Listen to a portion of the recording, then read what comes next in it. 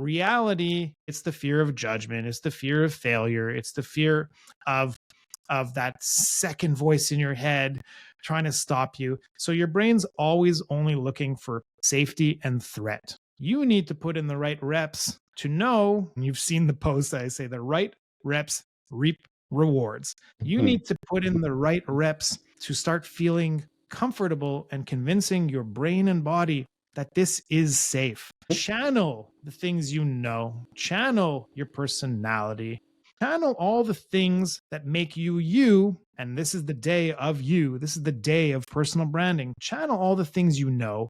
Focus on the one person. Focus on delivering value. Focus, like we said before, on being present and giving someone a present. Stop focusing on, I'm so nervous, what's going to happen. Sometimes it helps people to go down that road of what's the worst that can happen. And they find out it's not so bad. Before we dive into today's episode, please hit that subscribe button. Your support helps us grow and inspire more people on their journeys. Thank you.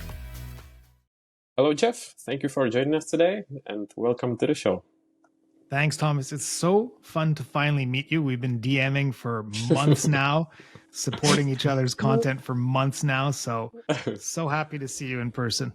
I wish I could say, as you said, great to see you in person, but at least virtually. It's not like physically, but maybe one day, although we're both on the different sides of the planet. But yeah, it's great to see you. It's not a very far plane ride from Montreal to the UK and vice versa. So maybe one day we'll make that happen. Yeah. Live podcasting. Yeah. And Jeff, for those who don't know you, can you please introduce yourself? What can I say? I'm an ex-VP creative director, now focused on communication coaching, helping people to communicate with confidence. I'm a pitch consultant. And what I realized even the other day, you know the saying, it's not about what you say, it's about how you say it. I believe it's about what you say and how you say it. So I help people with the what and the how. Mm-hmm. And you're also a podcaster. You haven't mentioned it. That's right. I think I take it so for granted. I started podcasting basically a year ago this week is when I got the equipment together, recorded my first trial show, recorded my first real show. I launched in January. It's called Disruptive Influence. And the premise is that I talk to brilliant minds who are disrupting and influencing their industry in their way. And the inspiration for the name came from my high school report cards that said Disruptive Influence in class. So I made good use of a sign that was there for many years now. And like I like to say, I was also an honor roll student. So, you know, it's kind of this typical thing that you see where the student gets a little bit either bored or distracted in class, but they're paying attention, but they're doing their homework. Yeah. There are probably labels for that. There definitely are. And like I said on a recent episode, I said, sorry to anyone who I actually disrupted and caused them to get any lower grades, but I brought a lot of entertainment value. So there's that. But I was about to say that I actually like the name because, you know, it's quite difficult or a big decision to come up with the name because obviously that's something that you don't need to keep forever, but were important decisions. So I think this Disruptive Influence was great. And why it made sense for me is that, yes, the word disruption might be a little bit overused, but when you look at all the industries, when you look at the advertising, when you look at the even AI, when you look at new social media platforms, et cetera, they come in and disrupt. There's always some angle of disruption, of shaking things up. And then it usually influences the future. So you even go back to the early 2006-ish when Apple launched the iPhone and they disrupted everything by saying a phone without a keyboard. What? So that shook everything up, and then it influenced everything that came after it. So even my theme song or my theme music, it's not a song, there's no lyrics, but even my opening theme music, when I was brainstorming with the brilliant artist Stephen Voice, I wanted a little bit of chaos in the beginning. So first, it was actually the inspiration was radar, because people who are going to change the world, they're paying attention. They're scanning for signals. So you hear boop, boop. It's indicative of radar. Then we hone in on the thing we want to disrupt. So there's some energy, there's some explosiveness to it, and then it calms down. So that is what I think I'm trying to get out of the people I talk to. I'm trying to talk to people who have shaken things up, who have caused a bit of a stir that has influenced things going forward. Yeah, I love that you've got it thought through and all behind it. So I will need to have a listen again and see what you said in it. It sounds great. And as we are talking about it, obviously this is probably the question that many people ask you, but I would regret not asking you. But why did you actually decide to make a podcast? Or what was like the moment when you decided I'm going for it? So the fact that we are a half an hour after our start time is an indication, because we were chatting off record a half an hour. So number one, I love talking to people. And I think we could chat even longer. I think so too. I think we could probably go all day. So I've honed in on my ability to build rapport very quickly. I've always had that skill, and I've always had massive curiosity. And I've always been inspired that people who have done stuff in the world, they have come up with an idea, they've pursued a passion, they have they've found the discipline to put things in action to accomplish and create something. I've always been really inspired by that. At the agency I was at for over 8 years as VP Creative Director, we got to the point where we started saying, let's market ourselves a little bit more. Let's start kind of educating our team, educating the market about us. So I came up with this idea. We had this Monday morning all staff, now virtual meeting. The agency became virtual as of 2020. We held on to the office for a few years, et cetera, et cetera. We would have this meeting used to be in person. So we would have this Monday morning meeting. And I said, wouldn't it be cool if I did a live Q&A with some of our clients or some big marketing types in the world? And I started off really high with Sir Martin Sorrell, who is one of the most legendary, controversial, and legendary ad people, ad leaders, ad industry leaders in the entire world. And how that came to be, I was watching a virtual conference, and he was a speaker, or he was getting interviewed. And at the end, he dropped his email and he said, I'd love to know if anyone's listening. So email me. Here's my email. Let me know you were listening. So I email him. I say, I think the subject line was something like, someone was listening. And I said, hey, I mentioned the interview. I mentioned the conference. I mentioned the email. I said, would you like to come to talk to our agency? And he's legendary for very short replies. He said, love to. So, we worked it out. I got put in touch with his assistant. We made that happen. But the point being, that's the how. That's the how. But the why was to bring conversation, enlightenment, learning, some energy to the week, to the month, to the year at our agency. Repurpose that content a little bit, but also connect with some of our clients. So we had some of our CMO clients come in and talk.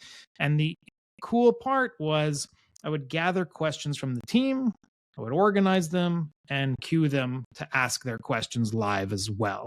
So it was something that I enjoyed doing. I saw that the conversations were flowing. I saw that I had the ability to string things together, to be an MC, to be an interview, to be a little bit of a DJ, because I got to remix questions. I got to see if something was already addressed, but I had a similar question lined up. I got to remove that, and I gotta ad lib or adapt along the way. So that's how it started.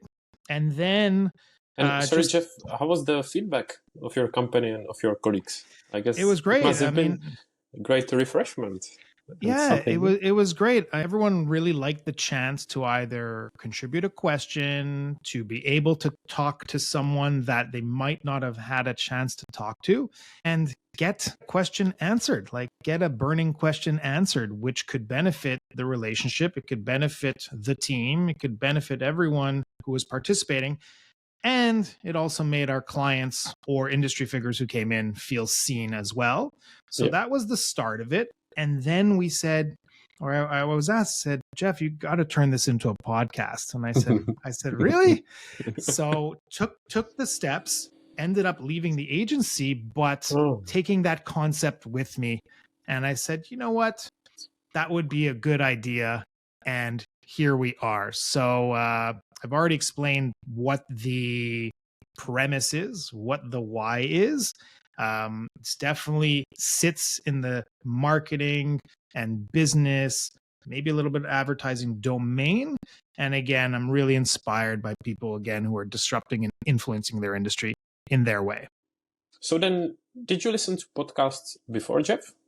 So I love that question. I've been hoping people ask me that.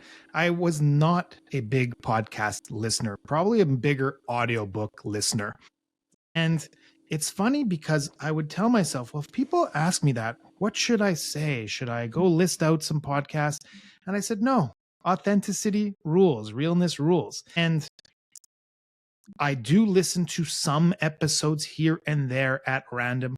Mostly the ones I listen to are to prepare for a guest. So I will find the podcast that they guested on.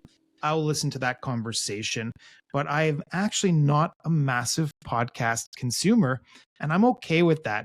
So just the message is, if you want to start a podcast, if you want to do something that other people are doing, or there's a big industry around, you don't have to be the biggest consumer. If you're passionate about it, if you are gifted with the skill to do whatever it is you're doing, if you have professional interest in it, you can learn. And sometimes the danger of over listening is you might model yourself too much after what you're listening to or what you're influenced by, and then it becomes the same thing. Now, is mine so different? Maybe, maybe not. I have my teaser at the opening. I have a little bit of music. I have a little opener.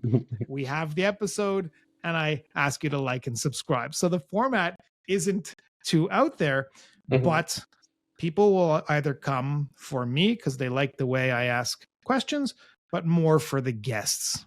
You know, I want to be the forgettable one in the episode. It's all about the guest. So people will come for the guest and the angle of the questioning or the angle of the information. And again, I'm usually looking for the disruptive and influential thing they've done. Yeah. I like what you just mentioned, because from my own experience, when I was starting the podcast, I felt like that maybe I was overthinking a bit, because I'm probably the opposite of you. I've been listening to podcasts quite a lot, and I still do, maybe way too much.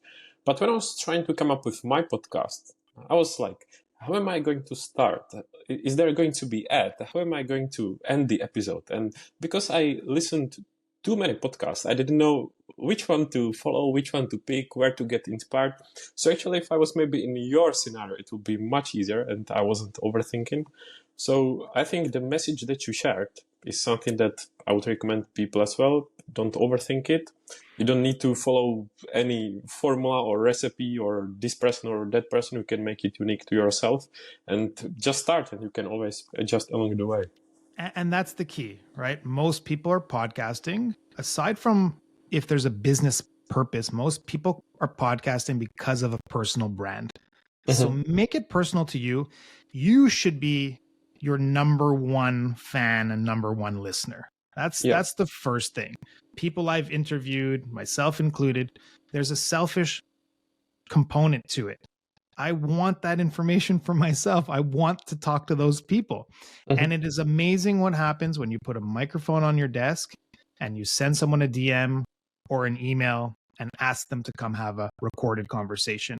And sometimes it's people who charge $1,500 US for 1 hour of their time. And there's just such pleasure for them to come sit down and have a conversation, because there is a I would say a lifetime value to that, right? One conversation listened to 100 times, 1,000 times, there's an exponential value that happens with that conversation. It's not fleeting, it's not ephemeral. It's there for life, assuming you're paying your podcast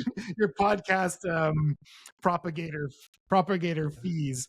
So yeah, definitely keep it personalized. I'm getting a little bit influenced now by some upcoming guests who are real podcast pros, big audiences, making money, etc.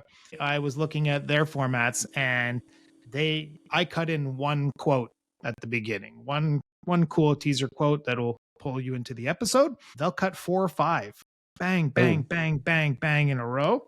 And it could be from the different formats. I need to compare audio and video. People treat a lot differently. But what I also liked is after the little intro, which this person happens to have an ad, or they'll appeal for the subscribe up front. There'll be a quick ad up front. Bang, it goes right into the middle of a conversation right after that.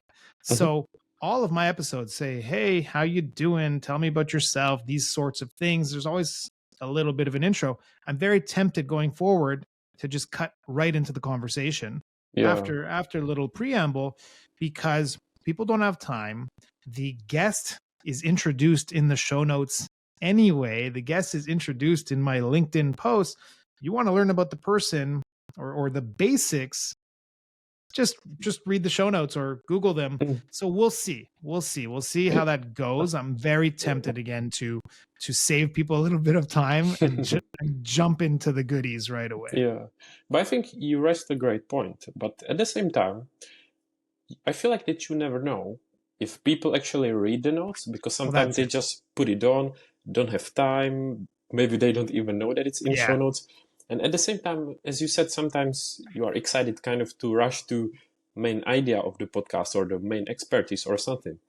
But for example, if I'm someone who's never seen you, doesn't know anything about you, I'm also curious to know about your background. So this is also something that I've been thinking about, how to structure my episode, if I should ask you this or that or jump straight into it. Sometimes it can be handled in the question. And all I'm trying to say is, if you're looking to shake things up, maybe it doesn't have to be, hey, Thomas, how you doing? Nice to see you again. Tell who you are.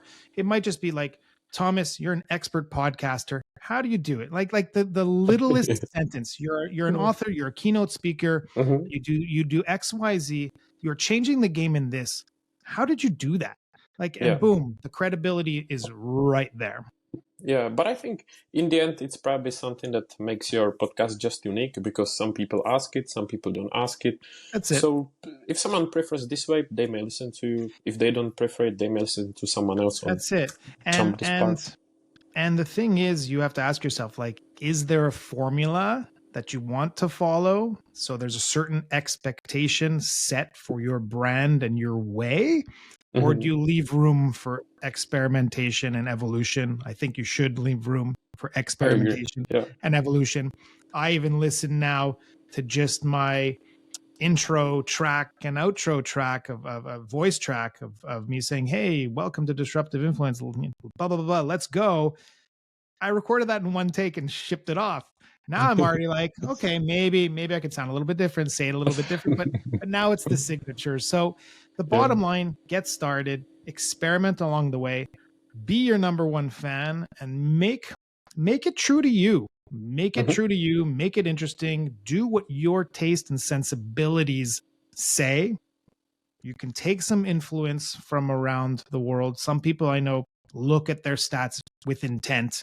So one person I know, his podcasts are no longer than 22 minutes or 25 minutes, something like that, because the stats showed him there was major drop off around the 20-minute point when his podcasts were longer. Yep. Now, you can't necessarily make that assumption for all podcasts, because maybe the conversation in his flow was just dropping there, or maybe the energy was lower. So it's a case-by-case thing, but that sort of data spread out over enough podcasts and then enough samples or enough examples might start telling you a story. I like the 45-minute to 1 hour part. I just think it feels right to squeeze in enough information that leaves people wanting more, but lets people learn a lot. And there's an opportunity to build a relationship. And I'll tell you, I have to usually cut it. Like I see there's 5 minutes left. I usually have to cut it. I want to go another hour, half hour for the most part. Yeah. I agree, and I'm glad to hear it, and glad to speak with someone who experienced that as well, because I feel the same. I think that 45 minutes to 1 hour is like a golden ratio. I know there are some, as we, for example, discussed before, Joe Rogan, some podcasts that take literally hours or even shorter. So in the end, it's literally up to you. I'll just cut in on that one. People think attention span is dead. However, 3-hour movies still come out, 3-hour podcasts still come out. So the bottom line is, if you are interesting to the people who are interested, they're going to stick around. That's really the bottom line. If you deliver something that's worth sticking around for, people are going to stick around, and you do not have to please everyone. And for 1 hour, 2 hour plus podcasts, when I listen to them in sections. That's okay too. And pro tip, I think I never listen at 1x. It's always at least 1.25 or something like that. Depending on the speed and cadence of the speaker and the topic, it's usually 1.2, 1.25, depending on the player. Save me a little bit of time. Yeah, and as we just discussed it, there is actually this podcast that came to my mind. It's called Acquired. I cannot now remember the names of two hosts, but it's a podcast where they basically discuss the successful companies. And that podcast, sometimes the episodes are literally in span of hours, maybe like even 4 hours or longer. But it's like one of the most, or like a very successful one. So I think it kind of proves the point, about the attention span. If it's interesting, it can take literally hours, and it's still going to be successful. And that comes with knowing your niche, knowing what your audience might want. I don't even perfectly know what my audience wants. Again, I told you, I'm doing it for me first. I'm doing it for what my sensibilities, my interests, but I'm trying to extract information that's current and relevant and helpful to people. I'm trying to find guests that people really want to listen to. And I'm always trying to ask something that no one else has asked them before. I agree. And I like it. And I think that's what's the most important for you to enjoy it, because obviously if you don't enjoy it, people are probably not going to enjoy it either. If you're going to be a host who is not interested, frowning all the time. The vibe won't be there. Yeah, the vibe won't be there unless you like it. Yeah, so primarily. You have to have fun. That's really the bottom line. Have fun with it. I'm trying to laugh as much as possible on the podcast, while being intentional, while being intuitive, while being articulate, and while paying a lot of attention. And trying to weave the conversation together and really listening again with intent. Yeah. It reminds me of a post I read recently on LinkedIn. Someone was asking, or maybe I posted something and they replied. I was saying that I'm trying to improve my interviewing skills, because I think it's really important when someone knows how to listen, active listening, because sometimes people listen, but do they actually pay the attention? So I think it's one of the most important skills out there. So it's funny. I'll compare it to presentation skills, which I teach a lot of people about presentation skills. And I say there's no presentation, the word. You can't say presentation without present. And that goes twofold for me. You have to be present. You have to be there. You have to be taking in the vibes or the questions or the information your audience is giving you. And it's a present to the audience. You are giving them a gift of your time, energy, attention, knowledge, vibe, etc. So I always look at it in those two ways. Make sure it's a gift, it's a present to your audience. Make sure you're present. Yeah, I like it, and I think it's especially relevant when we do the episode online, because obviously it's more challenging than if you are in a person. Because do you think?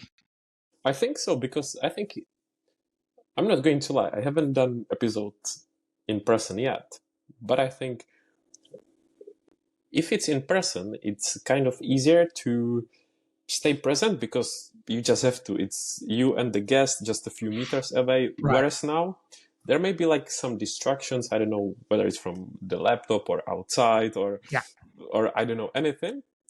But that's my opinion. What do you think? Are you looking to elevate your online presence? Check out Trailblazed, our digital marketing agency. Whether it's standing out on social media, crafting a stunning new website, or developing impactful visuals, Trailblazed has got your back. Visit trailblazed.digital and reach your online potential today.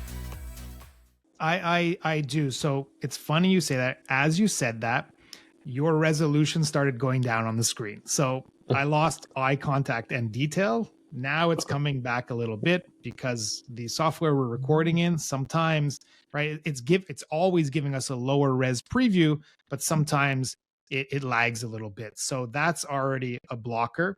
Absolutely agree. There's an attraction of notifications, tabs, text messages that can definitely thwart the conversation.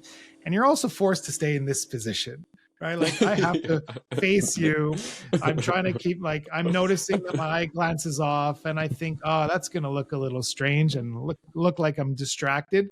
So that's a great point you mentioned about there being less distractions available. And this is definitely a little unnatural, right? We're, like I just said, we're sitting here, our lights are set up. I'm looking at you on the screen, but I'm tempted to look at the camera, right? So I actually try to take the browser, shrink it up, like pull it up, shrink it so you're within range of the camera, because if I'm looking at the camera, I can't see you. You're not going to believe me, but I do literally the same. There you go. Oh my God. That's a way to, I wouldn't say fake eye contact, to get as close as possible as we can. I'm looking at you in the eye. No, I'm not directly in the camera, but I'm in the vicinity of. So great point. I don't even know how I would do in an in-person one. I mean, I have a lot of experience with in-person presentations and interviews and discussions, these kind of things. But I would be very curious on my first one to see what happens with the body language of me or the guest. Is there going to be mirroring happening? Is there going to be a position shifting? Sometimes you see those podcasts where like they're looking at each other at like a 180-degree angle, which is crazy unnatural. It looks like, you know, in sitcoms when people are in a room, but they have to face the camera and they're like, hey mom, how you doing? So it's a little bit like that. And then you have the ones that are clearly across the table, which I think is probably my preference. You have probably 3 cameras. You probably have the main and then one on each guest with the beautiful lights and the dark rooms and the soft lighting and the warm or the cool hues. So yeah, I'd be curious to do an in-person one. I agree, and it's funny because like some podcasts came to my mind when you got like, for example, 5 guests and they are sitting next to each other, and imagine if one on one end is speaking with the other one on the other end, and it's just weird. It's really strange. Yeah. But I would be curious to try in the future as well. So have you actually got plans to do any podcast in person in the future? Not right now. I actually coach some people on showing up on podcasts. I help coach people to prepare for onstage interviews, these types of things. So these are why I'm mentioning preparing people for the fact that it still can be awkward in person. There was someone I was working with a couple weeks ago where they were going to be on stage, and just like the sitcom, they were talking to each other at, again, about 180 degrees, but they had to keep themselves open to the audience. So it's going to be unnatural. It's not going to be the same as kind of putting your elbows down and having that coffee. It can be. Certain setups are like that. I personally have no plans to, but there's a really beautiful studio not far from home. I'm inspired by people who can either do their own podcast episode just talking, just kind of a thought sharing episode. Have you ever seen people do that, or seen episodes or listened to episodes where it's just the host? I'm thinking I did. Yeah. I listen to a lot of episodes or podcasts even in my native language. And if it's about the topic that I enjoy, that I'm interested in, it's usually maybe not just host saying like, how was my day yesterday, but about a specific topic and something that I'm genuinely interested in. And yeah, I know those episodes. And if it's just something that I'm curious about and interested in, I think that works. So that's one thing I'm pretty impressed by is when people can do their own episode. I got a little off topic there. Where I was going with that is when you see shorts, when you see some teasers, when you see just a really good podcast scene of someone saying something of significance, importance, of interest. As a podcast host, I purposely don't get to do that often. I'm usually reacting. Yes, I might interject a little bit of experience, but it's all about the guest. So I'm even thinking for the fun of it to go rent one of those studios, have someone maybe ask me some questions so I can share some content around my points of view on things. It would be a little bit of a different look. And the reason I say I'm so impressed with people who can do their own episode, I don't know that I would sit here with the same energy looking into this and saying, hey everyone, so here's what I'm thinking, and like, carrying on the conversation. I love when they're looking a little bit off camera. There's someone you don't even know who asked them questions. If it's a prompter, if it's a robot, it doesn't matter. But the interviewer in some cases shouldn't matter. I'm just saying it could be fun to go get some personal branding content done in a little bit of a different environment, and for once being the person just sharing thoughts and insights like we're doing here today. So thanks for the opportunity. I think it would be actually a great idea to do like a Q&A. Yeah. Ask people in advance, you then respond to the questions. And I think especially with your experience of someone, with such presentation skills and coaching and this and that, I'm pretty sure that you've got very engaging, speaking and everything. So I think you just underestimate yourself. I like that Q&A suggestion. I've seen it. It reminds me that could be a really good way of short form content. And I don't know if it's an underestimation, but again, I love the two-wayedness of a conversation. I love the energy of another person there. Yeah. So it's a little bit more about that than me sitting here sharing thoughts, if that makes sense. In any case, I will make sure to prepare some spicy questions so that when the opportunity comes, there will be some interesting discussions. I love that term spicy, by the way. It's amazing. And as you discussed your experience when it comes to presenting and coaching people, I think I'm sure that speaking publicly is something that a lot of people are afraid of. And it's a big challenge, not going to lie. So have you always been the person who is comfortable with this, or what's your background with this? I have been. So, really? Yeah, it doesn't mean I'm perfect at it to this day. It doesn't mean I don't get nervous. It doesn't mean I won't say a few extra times. I've just always enjoyed attention, the stage. I've always been a showman. So some people are just like that. Where I'm going with that is you don't have to be perfect. You have to be yourself. That's number one. So like I teach a P3 philosophy. That's about personality, preparation, and practice. But we start with personality. Let's uncover your presentation personality, your style. It's okay to amplify yourself a bit on a stage, on an interview, on a podcast, these kind of things. Like when we get off this, I'm probably not going to go upstairs and talk to my wife the same way I'm talking now with this type of energy and focus and that sort of thing. But this is still me. It's just dialed up a little bit. I don't want to call it a performance. I have called it a performance in the past, but I realize we're not performing. We're being our personality or our personal selves, our personal brand, just a little bit dialed up for the occasion. So I've always had facility with it. I've always had a natural flair with it. If you ask anyone I've ever worked with, they said, you're the storyteller. You're the one who can build rapport really quickly. You're the one who understands us. You're the one who comes up with ideas a mile a minute and can actually make us feel safe and secure in the solution or the creative output or the articulation or the simplifying the complex etc., solving our problem. You're the one who makes us feel secure that we can do that. So I've always been proud of that. And now I'm trying to teach other people that. And people say, oh, charisma and confidence and this and that. When it comes down to it, yes, they say public speaking is the number one fear in the world. That's probably just from the sheer numbers of people they asked, right? Now, I don't like people say something like they would rather be at their own funeral than I read do this as a well. talk or something like that. I don't know. I think if a venomous snake was in front of you, let's say it's not a mortal venom. Let's say it's going to wound you. You go wrestle that snake or get up on stage and talk to him. It's like, come on. Yeah, We're it's all overstated. exactly. So take that with a grain of salt. I think it's just the most common fear. I don't think it's the number one fear. And the reason being is you can ask anyone because we all communicate. So communication is so key. The reality, it's the fear of judgment, it's the fear of failure, it's the fear of that second voice in your head trying to stop you. So your brain's always only looking for safety and threat.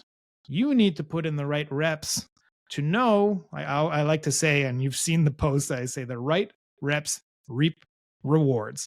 You need to put in the right reps to start feeling comfortable and convincing your brain and body that this is safe.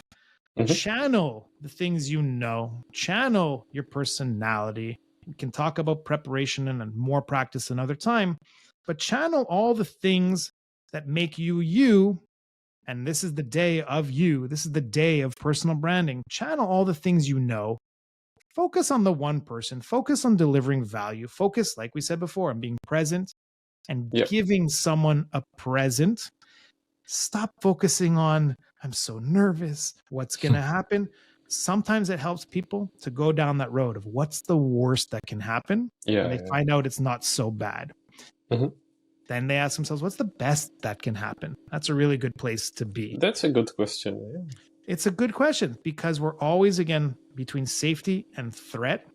And we are negativity or we're biased to negativity because the brain is there to keep you alive and survive. And it's always looking for threats. In this day and age, we don't have the same threats. So now the audience becomes the lion and tiger. Now the fear of failure, embarrassment. And now we have social media. So everyone has a news reporting media device in their pocket. That's aside from the point. But we are over analyzing what's a threat these days. So that's number one. The way you get the charisma, the way you get the confidence is to know your stuff, is to talk about stuff that you actually like, that's in your domain, that you have experience with, is to give yourself the grace that you might not know everything. Give yourself the grace that things might not come out the way they come out, but people will sense your genuine interest to, again, be present and to give them a present. Really helps. The reps build confidence. Knowing what you're talking about builds confidence. Practicing with someone, getting coached, etc., builds the confidence. And you see, even the number one stars in the world, the number one performers still get nervous, but they reframe that nervous into excitement. And your body doesn't know the difference. So you could say, I'm so nervous. What if? Or you could say, I'm so excited. And here's what will be. And even if you say, what if, that's fine. What if I crush this? There's going to be people lined up to talk to me. I'll probably build my personal brand even more, probably get more business. So look on the bright side. If it helps you, look on the dark side and know, and you'll see you're probably going to survive it anyway. Right? It's really rarely life or death situation. But again, presence and confidence comes from repetition and convincing yourself that you're safe. You're safe. You're going to be good. And I'll just wrap up on that. There's a lot of times you're going to get in your own head.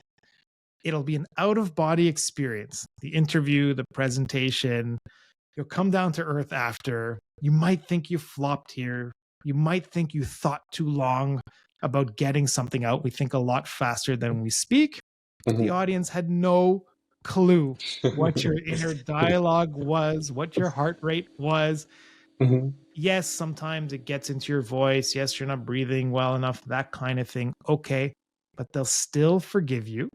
And I put up a post a little while ago that said, you're forgettable, and that's a good thing. And the whole point there was to take the pressure off, because Thomas, how many actual talks or specific people do you remember having been on stage at any conference you've ever been at? I would have to think for a while, but since I would have to think, probably not that many. There you go. So the few that stand out, people might remember. If you're middle of the road or less, all good. You'll get better. No one's going to remember anyway. What I try to do is help people be a little bit more memorable, help them break patterns. And again, we'll come full circle here. I try to help people be disruptive and influential, break patterns and influence the audience. Yeah. The point that I was about to mention was spotlight effect. And I think we think that everyone is looking at us, listening every word, checking every gesture you do on a stage. But the reality, people don't remember as much and don't really care as much as you think. So just don't overanalyze it. That's right. That's something that helps me just to keep in mind. And has it worked for you? Yeah, it does, because I'm also one of those people who overanalyzes and it's like, what do they think of me and this and that? And then I'm like, in reality, they don't care as much. So don't be like that. That's it. No one cares. Most people will not want to trade places with you. So that's another way to feel confident, is that person in the audience does not want to be up there. They want you to do well. They want to learn from you. Go with that. I think you'll be okay if you come in with that kind of perspective. And Jeff, from your experience from speaking and everything, is there like any, let's say, faux pas or something that didn't go as planned and is maybe funny when you look at it back, and you would be willing to share with us? So there was actually two questions in there. There's the faux pas, which we'll get there, the things you shouldn't do, and then like mishaps. Conference I spoke at, unfortunately didn't have budget for an AV person. So I love having preview slides. Everything was mixed up and I was back there. I got introduced and I was back behind the curtain plugging in wires. I was using Keynote, plugging in wires to make sure one went to the preview screen, one went to the main screen, because in Keynote you can split those up. And literally they were waiting from the introduction to the... So I could have gone out there probably without my slides, but the slides were very interesting. So a lot of times I tell people, you are the star of the show. Your slides are just support. But when it's an audio-visual experience, you want your slides. You want your slides there. So that was probably the funniest and most recent example. I was crouched over under a bar in the dark, using my iPhone flashlight to find which dongle would go where. And I still needed help. I called someone from the audience who I'd met the day before. I knew they were an AV specialist. I said, can you come help us? And they filled in the gap, right? Like, I think I peeked out from the curtain a couple of times. I said, hey, everyone, be right there. You know, like something just like wait that. 5 more minutes. Yeah. So I rolled with it. You know, did I sweat a bit? Sure. Did I get a bit frustrated? Sure. But the show goes on. The faux pas, very simply, don't be boring. Don't stand behind the podium. Work the stage. Come in with open arms. Don't be afraid to pause. If you get nervous, tell everyone, goes, just say, whew, I'm nervous. Everyone, can we take a breath? Even like guide the audience in that way. Again, it all depends on the room, and there's certain audiences that might not want to participate in the same way. I'm just saying, have fun with it. Be yourself. Give yourself grace. Things happen. And the number one thing I would say is take away as much text as you can from every single slide, from your whole presentation. Your whole presentation should have the most minimal amount of written information as possible. You are the provider of the information. Your presentation is just support to you. Yeah. Case by case dependent, but if you have too much on a slide, people are not listening to you anymore. They're skipping ahead. So really be aware how much you put up there, how much it's necessary. A few bullet points are okay, but also trigger them to come up as you say the point. Because if you have your 3 bullet points up there and you're making 3 points, people are skipping ahead. They know it. So there's also an element of reveal. There's an element of showmanship too when you have an order of slides or information on them. And I sometimes, of course, it's again probably case by case, but I feel like when there is a lot of text, sometimes to me it feels like that the person didn't really put much effort into it. It was just a copy and paste the whole paragraph. And I'm like, oh, it's not much of effort. Yeah, I mean, I don't know that it's that. So there's that saying. It was something along the lines of, if I had time, I would have written a shorter letter. Yeah, I know it. Right? So that's a good point. So you do make a good point of maybe they didn't put in effort, maybe they ran out of time. It takes a lot of time and thought to get down to simplicity. What is probably the thing that happened is a lot of people are not natural storytellers. Now, they might be okay to be on stage, but they're not natural storytellers. So they also get into a spot, might be the good use or not, of the term the curse of knowledge.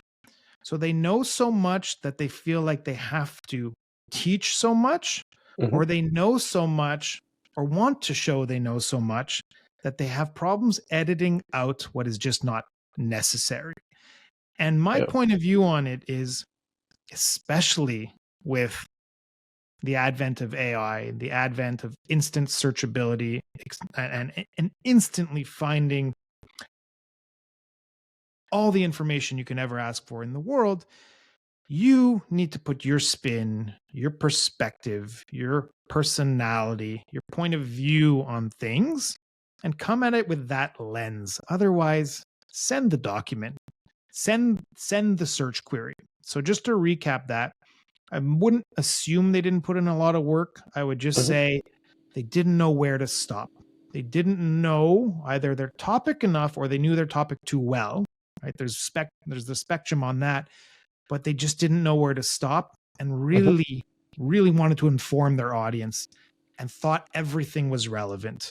Yeah. A good trick for that is write out your thing, copy and paste, do what you need to do to prepare your slides, but pull out the main line, 1 line, 2 lines, try to be as concise as possible. Pull out that line or two, enlarge the image, put that as 1 line on top of it, and speak to that.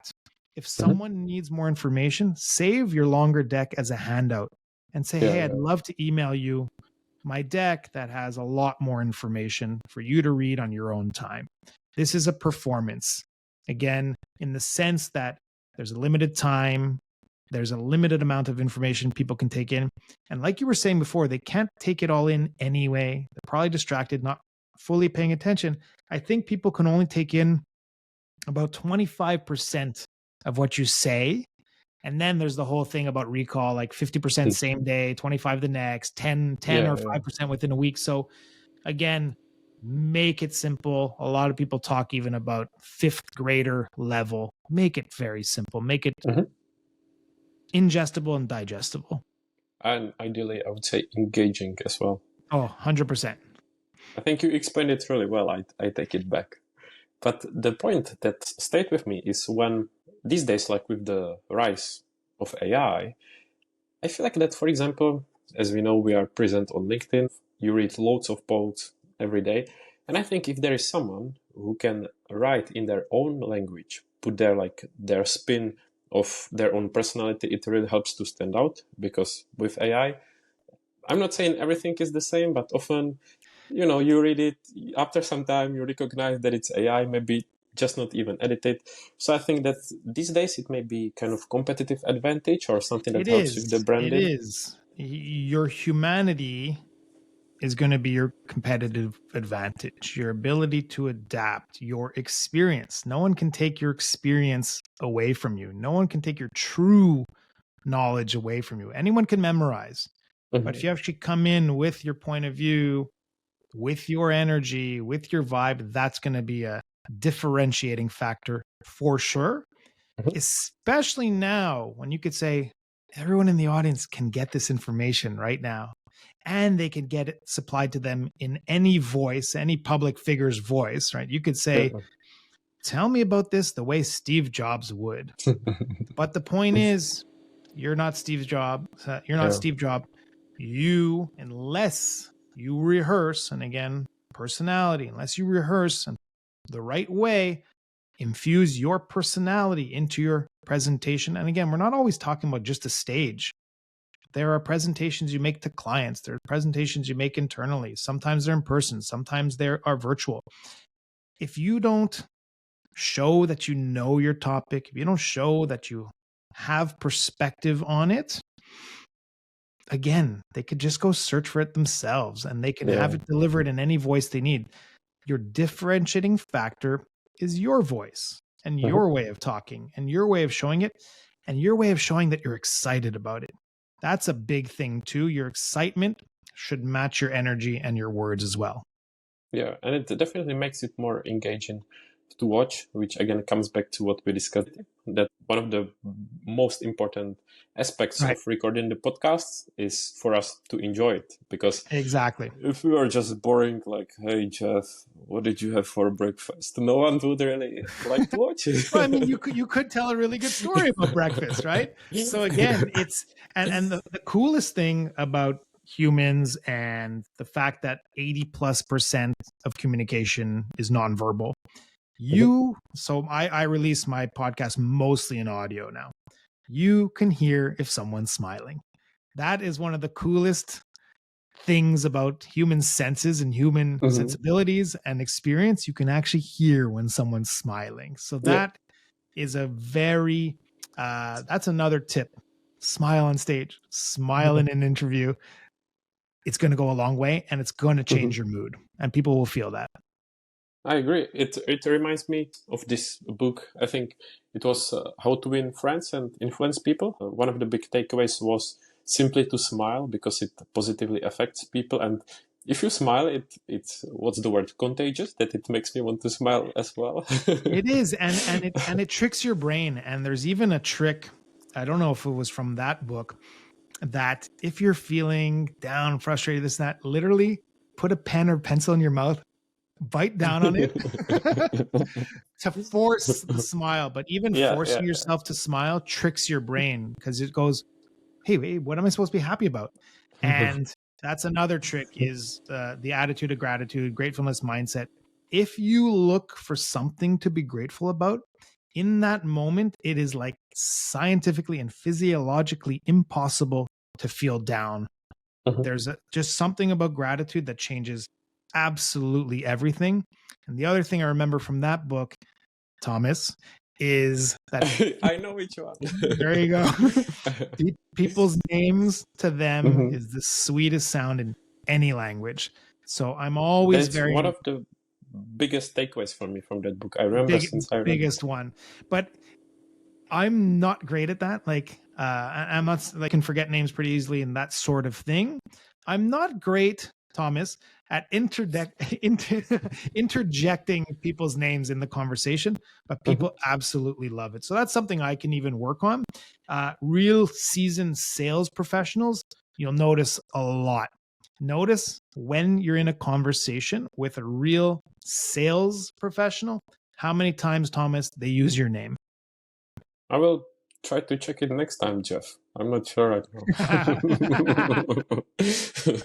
And just a little point, I would say, try to pronounce their names correctly, because so many times, I mean, I see it as a joke, as a fun, but people call me Thomas with H, and I've never ever written anywhere Thomas with H, and people still write it. I'm like, come Right. on. It's not a big deal, but if you see it 1,000 times.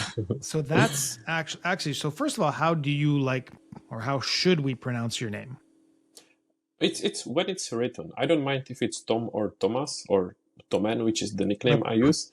Yeah, I've seen that, but pronounced, is it Thomas or is it Thomas? I don't mind either. Okay. But there's It's there's probably a right way. My point is that's a good way to try to remember someone's name. If you say, spell that for me. So if you're a visual person, it actually really helps if you say, oh, can you spell that for me? That'll give you an impression in your mind, gives you time to practice. Or, you say, hey, I'm Thomas, I'm Thomas. Oh, where's that name from? Like if it's an interesting name or they have an interesting accent. Oh, where's that name from? Or where are you from? And can you repeat that for me and repeat it back to them? So there's ways to make people feel seen and at the same time get it right. Yeah. And another token, help yourself to remember it. It was more, for example, on LinkedIn when someone texts you and they see the name on top and literally under they say differently. Yeah. So I'm like, you've got it literally on top. It's not that difficult to spell so it. that's sometimes you can forgive the mistake. Sometimes you can forgive the autocomplete. That happens.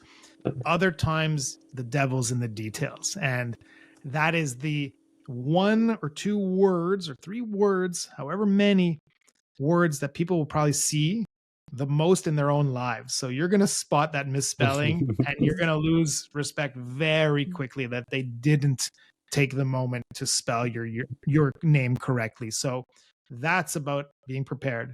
That's about knowing your audience. That's about respecting your audience. That's about making them feel seen. And like we just talked about, again, people's name to them is the sweetest sound in any language. Get it right, please. But I didn't want to sound like someone who too focused on this. I try to see it as a joke or as a fun, but sometimes it's just like, come on, it's not a big deal. But anyway, Jeff, something that we discussed when we started is that us as podcasters, we tend to look at time before we are about to finish. And we're in the same spot actually. So I have to ask you a few questions that I kind of ask everyone, which is, Jeff, where people can follow you, where people can find you, and feel free to promote anything. Oh, well, thanks for that opportunity, actually. Again, this is my first podcast appearance. So again, thanks for having me. Thanks for asking me. That's super cool. You can find me on LinkedIn /Jeff Abracen. So JEFFABRACEN. Get it right, people. I'm sure it'll be in the show notes. And just search Disruptive Influence and you'll find it. You'll find my face there. You'll find Disruptive Influence with Jeff Abracen on Apple Podcast, on Spotify, or really anywhere you get your podcast. Those are really primarily the 2 places to find me. I still need to update my Behance with current titles, a bit more portfolio work just from my creative direction days. My Twitter's hanging in there. I haven't posted in years, but it's still there. So there's a few things out there that I need to update. But those are the primary 2 places. And I'm actually hoping to post some podcast clips to YouTube Shorts soon to start getting that out in that way. Sounds like a great idea. And I would tell people to, as a podcaster as well, support Jeff. Feel free to share his episodes, comment, because that's what we appreciate as podcasters, and engagement. It helps us to spread the word. So please show some support. I think he deserves it. Thank you. And before we finish, Jeff, is there any final message or something that you would like to share? I don't know whether it's something important or something I should have asked you and did not. I love that question. I ask it sometimes too. My gut answer is probably, again, that communication is everything. So if you're struggling in any way with communication, confidence, articulation, what your story is, how to tell your story, get some help, get some practice, go watch some really good talks, go watch some podcasts around it, etc. Because communication and personality and perspective and these types of human characteristics are going to be really important going Mhm. forward, that comment might date itself already, because even with the advent of AI, that you can recreate your digital avatar, you can train it in your own voice, literal voice, your own way of talking. If we're living in this digital world, like, you don't even know that this is me, or right? Like, there's a possibility that this could not be me Mhm. because of how advanced we are. So the ability to, again, to add personality, the ability again to be able to improvise and add context and add insight to any situation is going to be very valuable going forward. And the other thing would be, if anyone's listening to this, thinking about podcasting, thinking about doing something, stop thinking, just do it. Podcasting, 2 Google searches, 1 Google search, 1 Perplexity search, 1 ChatGPT search is going to show you the steps you need to take. Mhm. Don't overthink it. Grab your phone. Grab your phone. Lowest res. Get on a Zoom, get on a Gmail call, pop in your headphones or not, and just press record. That's just number 1. Ask someone to have a conversation. Do not worry about things like title, cover art, show notes, where am I going to post, how am I going to, just start having conversations. Yeah. Don't do See it if like I did it. see if you like it. Well, how did you do it? What's your story? No, I was just because before when I said that I was overanalyzing as well about how to do intro, how to do outro, Right. what's going to be the structure? Should I follow this person or that person? So don't be like that. Follow what Jeff said. That's the way. It's just get started, people. Just get started. And the other aspect I was just touching on is get started to see if you even like it. Mhm. Don't start investing in all the equipment to capture the best quality. Have a few conversations, see if you like it, see if you're good at it, get feedback, and see if it's something you actually think you can sustain. And I think the moral of this episode and the moral of the story is have fun with it and have fun with whatever you're doing. People can tell. Mhm. I think that's perfect message to end with, Jeff. Thank you so much. I think that we will need to do part 2 at some point in the future because I really enjoyed it and I feel like there is so much stuff that we could continue discussing. I So would love that. And again, thanks for giving me the opportunity for the first one. And it's been such a blast again, chatting with you, supporting each other on LinkedIn, and getting to know you finally today. It's really nice to have talked to you. So thanks. Keep it up. And you, by the way, are crushing it. I can't believe the numbers of your podcast. I can't believe how consistent and how sustained you've continued to be with your podcast. So congrats on that. After we press stop, maybe you can give me some tips on getting it onto YouTube and designing the thumbnail and doing all the right things there. So again, thanks, Thomas. Jeff, you are too kind for me. It was my pleasure. We'll stay in touch. I will keep supporting and YouTube keep up the great work. So thank you so much. Thanks for listening to Produced by with Tomer. Check out show notes for all the links and don't forget to like, subscribe and leave your feedback. Speak soon.